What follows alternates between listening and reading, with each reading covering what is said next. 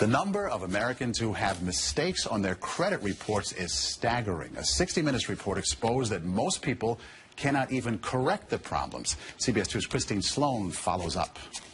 Meg Pasternak says a mistake on her credit report nearly destroyed her credit.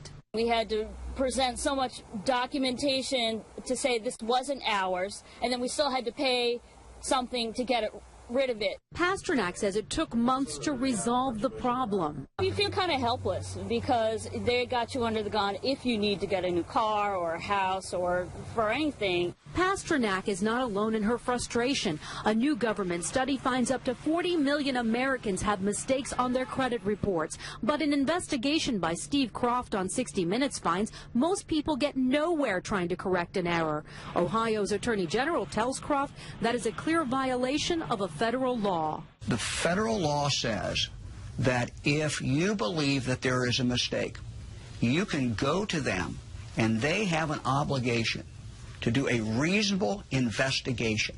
They're not doing a reasonable investigation. End result, if we're successful, is a deletion of that record from your credit report. The credit pros in Newark help people fight agencies like TransUnion and Experian. All the information they receive from a customer, they translate it into a code. They don't forward the letter and the proof of payment to the creditor.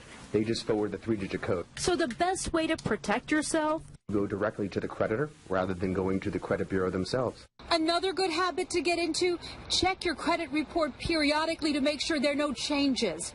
In Clark, New Jersey, Christine Sloan, CBS 2 News. And like 60 Minutes, we were unable to get an actual person at the 3 credit reporting agencies.